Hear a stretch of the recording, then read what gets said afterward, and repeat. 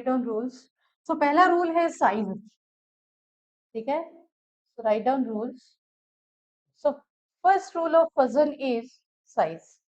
How you will identify the covalent character and the ionic character? Now everyone is aware of the first thing, size of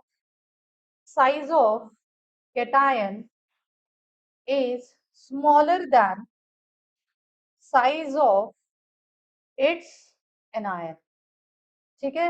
मैंने अभी अभी NaCl की बात की थी, Na plus की साइज उसके Cl माइनस के कंपैरिजन में क्या होगी, कम होगी, ठीक है।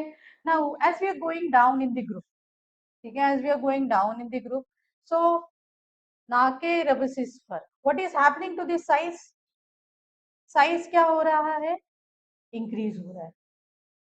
अगर साइज इंक्रीज होगा तो गाइस कौन सा कैरेक्टर इंक्रीज होगा, आपका मेटालिक कैरेक्टर इंक्रीज होगा।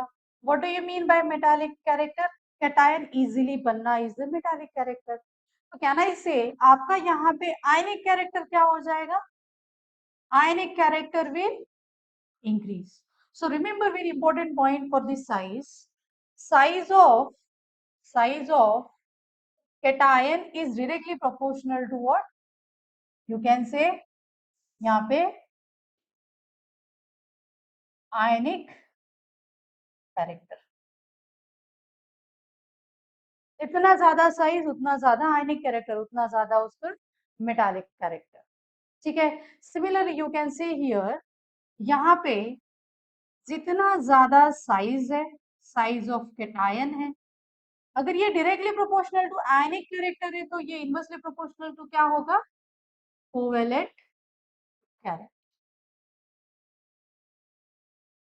इसको इनवर्सली प्रोपोर्शनल होगा ये covalent character. And this is same for anions also, अगर एनायन का साइज ज्यादा है तो आप बोल सकते हो उसका कोवेलेंट कैरेक्टर क्या है, कम। So if I am going here again, what is happening as we are going down? अगर आप नीचे जाते हो तो कौन सा कैरेक्टर इंक्रीज होता है, आयनिक कैरेक्टर, बताओ कौन सा इंक्रीज हो रहा है, आयनिक कैरेक्टर इंक्रीजेस। तो उसके कंपैरिजन में आप कोवेलेंट की बात करोगे तो कोवेलेंट कैरेक्टर क्या हो रहा है, डिक्रीज हो रहा है। क्यों, साइज आपका बढ़ता जा रहा है, नीचे जा रहे हो तो उसका कोवेलेंट कैरेक्टर भी क्या हो जाएगा, डिक्रीज हो जाएगा, ठीक है। Now we will take some example, जैसे कि अगर मैंने आपको यहाँ पे दिया, if I am giving you NaCl, ठीक है, मैंने अगर आपको दिया CaCl, मैंने यहाँ पे लिया, चलो LiCl लेती हूँ, उसके बाद है मेरे पास KCl। सबसे पहले कोवेलेंट में कौन आएगा, सबसे ज्यादा कोवेलेंट कैरेक्टर किसका होगा, कोवेलेंट कैरेक्टर सबसे पहले किसका होगा, कोवेलेंट कैरेक्टर, यस, किसका होगा कोवेलेंट कैरेक्टर यहाँ पे, जिसकी साइज कम है ना, जिसकी साइज कम है उसका कोवेलेंट कैरेक्टर क्या होता है, ज्यादा होता है। इसकी साइज कम है, ये इनवर्सली प्रोपोर्शनल को समझना आपका काम है, ठीक है। Size of cation is inversely proportional to covalent character, मतलब ये अगर ज्यादा होगा तो आपका कोवेलेंट कैरेक्टर क्या होगा, कम होगा, ठीक है। तो साइज किसकी कम है यहाँ पे, सबसे पहले क्या आएगा, LiCl, उसके बाद NaCl, उसके बाद KCl, उसके बाद CsCl। This is the JPYQ guys. बस फजल्स रूल अच्छे से पता होना चाहिए और पूरा उसका काला चिट्टा पता चाहिए आपके पास कि उसके मेल्टिंग पॉइंट का क्या होगा, उसके मेटालिक कैरेक्टर का क्या हुआ होगा, सब चीजें पता होनी चाहिए। तो basically size is directly proportional to metallic character, size is directly proportional to ionic character, size is inversely proportional to covalent character. This is Fuzzle's rule number 1. हो गया, done with this. So shall I move for the rule number 2? So what is rule number 2 is all about charges. अभी ऐसा तो है नहीं कि हमारे पास सिर्फ एक चार्ज के ही एलिमेंट्स है, बहुत सारे चार्जेस के, बहुत सारे वैलेंसीज के। So second part is charges, ठीक है। रूल नंबर 2, आपको चार्ज भी देखना पड़ेगा, charge. So remember, charge on cation, charge on cation is directly proportional to covalent character. Is directly proportional to what? Covalent character. So if I'm considering here magnesium +2, obvious इसने कोई ion बना, ionic compound बना के Mg+2 आ रहेगा, ठीक है। And if I have here Na+, किसके पास covalent character ज्यादा होगा? Mg+2 will have the more covalent character. चलो मैं यहाँ पे और एक एग्जांपल लेती हूँ, Cs+ लेती हूँ। Who will have the more covalent character? Who will have the more covalent character? Mg only. आपको कोई तीसरी चीज नहीं सोचनी है, आपको यही सोचना है कि जिस एलिमेंट के ऊपर चार्ज ज्यादा है that will have the more covalent character. Now we need to arrange this, right? सबसे पहले कौन आएगा यहाँ पे? Mg+2। उसके बाद कौन सा रूल यूज करोगे आप? Size. First rule is charge rule, second rule is size rule while writing down the increasing and decreasing order. Mg+2 के बाद कौन सा आएगा? Na+, उसके बाद Cs। ठीक है, let's take one more example here। ठीक है, if I have Al+3, Gallium+3, then Mg+2, Ca+2, Na+, K+, who will come first? सबसे ज्यादा कोवेलेंट कैरेक्टर किसमें होगा? सबसे ज्यादा किसमें होगा? Gallium. As we are going down, ये यहाँ पे क्या करोगे? As we are going down covalent character decreases. फिर से बताओ कौन आएगा? सबसे पहले क्या आएगा? Al+3, तो दोनों रूल अप्लाई हो गए। उसके बाद क्या आएगा? उसके बाद Mg, मग का नीचे है, उसका आयनिक कैरेक्टर ज्यादा होगा, Mg का आयनिक कैरेक्टर कम होगा।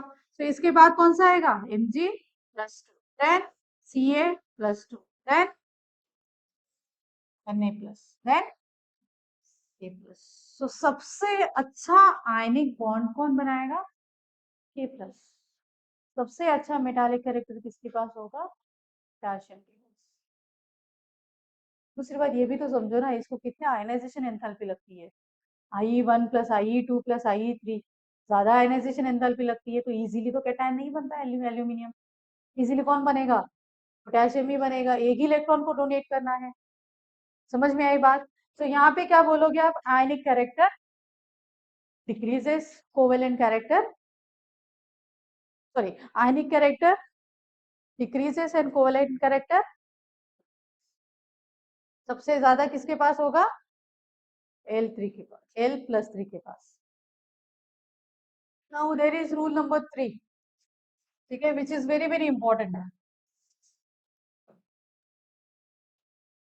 इसी के साथ कंपेयर करना पड़ेगा। So rule number 3 is basically for group number 11 and group number 12। ये स्पेसिफिक इन्हीं के लिए है, ठीक है, ये स्पेसिफिक इन्हीं के लिए है। So write down cation with इसके लिए cation with electronic configuration NH2, NP6 and ND10, cation with electronic configuration NH2, NP6 and ND10 will have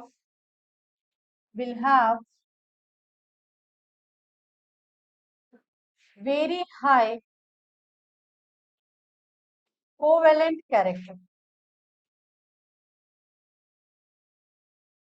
will have very high covalent character। हो गया? What is the electronic configuration of copper? Copper का electronic configuration बताओ। नहीं idea? What is the electronic configuration of fourth period? Fourth period मैंने बताया था। Fourth period NH2 N-1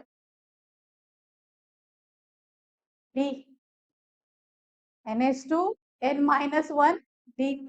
ठीक है, घर पे जाके देख लेना, ज्यादा स्ट्रेस मत लो। सो यहाँ पे हमारे पास कॉपर कौन से पीरियड में है? फोर्थ पीरियड में। What is the electronic configuration of copper? 4s2 ND9। हो गया क्या 11? ये कहीं तो दिमाग से निकल गया होगा। 11 मतलब outer most electron, valence electrons. 11 group का मतलब क्या है? इसके आउटर मोस्ट शेल में कितने इलेक्ट्रॉन्स होंगे? 11। What is electronic configuration? NH2 N-1 D, D block element. D block element का इलेक्ट्रॉनिक कॉन्फ़िगरेशन क्या है? NH2 N-1 1 to 10। ठीक है, D 1 to 10।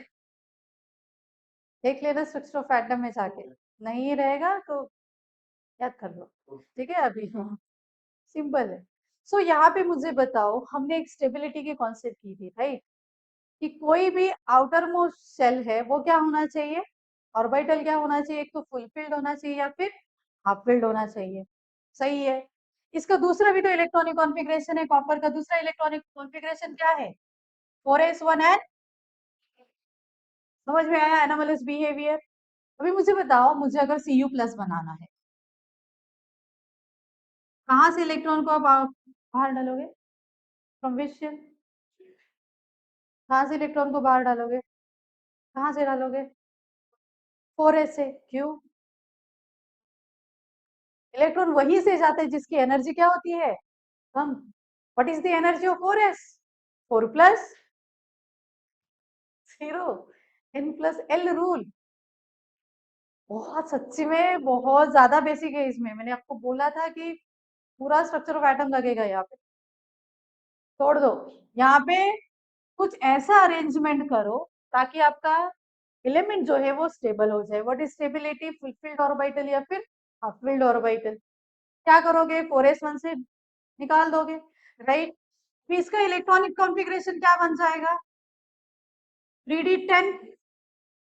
इलेक्ट्रॉनिक कॉन्फ़िगरेशन क्या बन जाएगा? 3d10 बन जाएगा। सो देखो अभी इसके पास बचेगा क्या? ये जो 3d है ना, ये जो 3d10 है, इसके पहले 3p6 फुलफिल्ड है ना, इसके पहले 3p6 फुलफिल्ड है, इसीलिए तो हमने 3d लिखा है। What about 3s2? What about 3s2? पूरा का पूरा है, ये किस कैटेगरी में आ रहा है? NH2 NP6 ND10। ठीक है, जिसको जिसको समझ में नहीं आ रहा है, भाई कॉपर का एटॉमिक नंबर बताओ। 29। क्या करना पड़ेगा आपको? 1s2 2s2 2p6 3s2 3p6 4s2 3d10 then sorry 3d9। समझ में आया क्या हुआ यहाँ पे? दूसरा इलेक्ट्रॉनिक कॉन्फ़िगरेशन हम क्या लिख सकते हैं? यहाँ तक तो सेम है, 4s1 है 3d, ऐसा भी लिख सकते हैं। तो यहाँ पे देखो, ये 3s2 3p6 इन 3d10 क्या आ रहा है उसका? सी कैटेगरी में आ रहा है। समझ में आया? कॉपर के बाद कौन सा एलिमेंट है नीचे? कॉपर के बाद नीचे Ag है। Ag का इलेक्ट्रॉनिक कॉन्फ़िगरेशन बताओ मुझे डायरेक्टली, क्या आएगा? Ag का क्या आएगा? What is the N for Ag?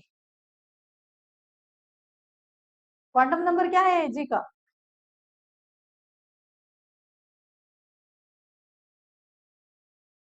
भाई कॉपर का क्या है?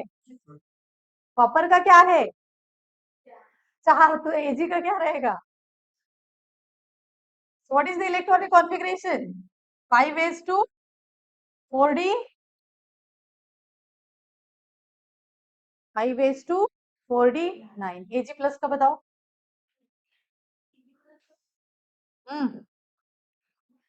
क्या आएगा?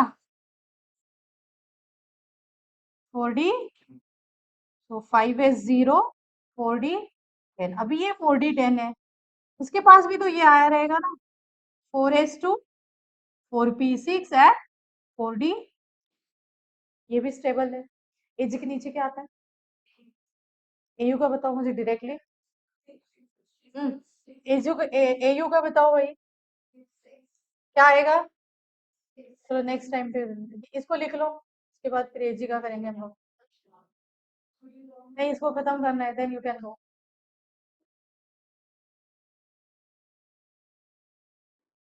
जिसको जिसको ये चक्कर समझ में नहीं आ रहा है ना, उसको स्ट्रक्चर ऑफ एटम पढ़ना पड़ेगा।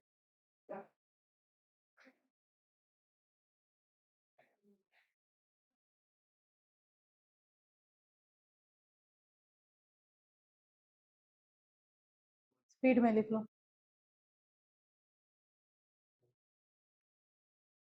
This is not valid for +2। उसमें इलेक्ट्रॉनिक कॉन्फ़िगरेशन में आएगा ही नहीं ना।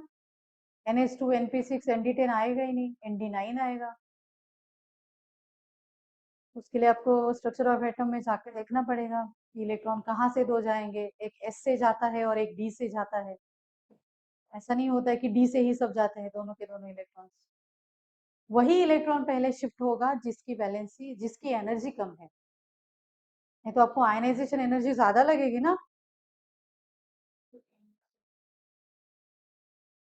हो गया done. Write down for AU. चलो तुम लोग मुझे बताओ एयू के लिए, एयू के लिए बताओ, what is the electronic configuration of AU? 6s2 5d 9। AU plus 6s0 5d। ठीक है। What about the stable electronic configuration, क्या आएगा इसका? 5s2 right. और क्या आएगा बोलो? 5p6 and 5d10। So basically overall में ये पढ़ा guys, Cu plus Ag plus and this Au plus is having electronic configuration as 3s2 3p6 and 3d10।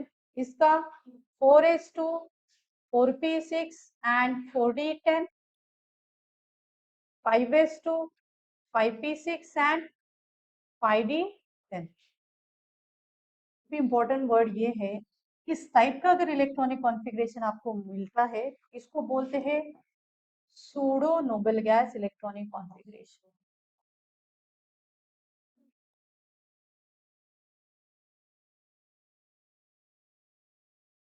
बोलोगे इसको pseudo noble gas electronic configuration. वे आपका पॉइंट है कि इसका एटॉमिक नंबर निकालना है। एटॉमिक नंबर क्या आएगा इसका? Cu प्लस का क्या आएगा एटॉमिक नंबर? कितना आएगा इसका एटॉमिक नंबर? 28। इसका 36। इसका ये कितना है? 46। This is,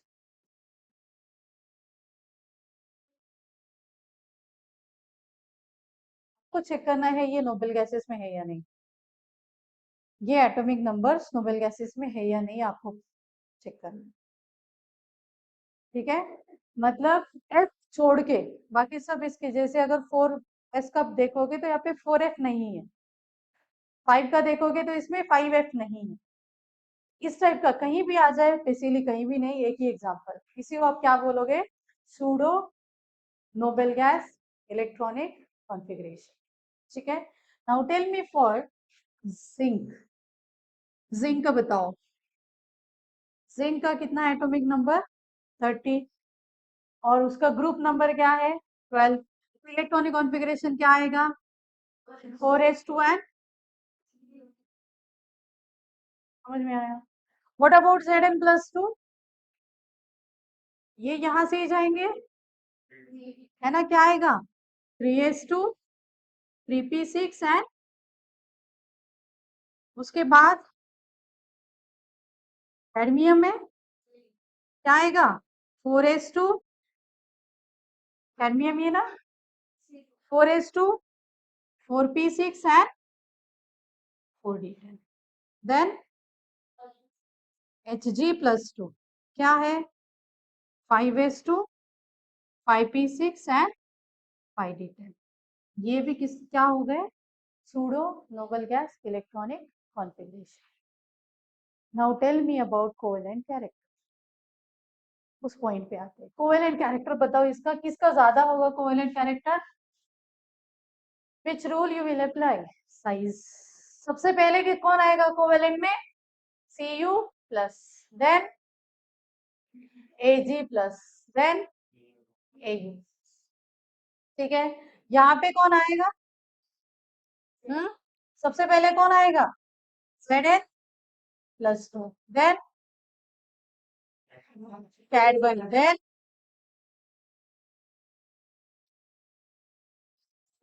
Hg plus. समझ में आई बात? ठीक है, अभी मुझे बताओ मैग्नीशियम अगर मैं आपको देती हूँ, यहाँ पे एग्जाम्पल है मेरे पास।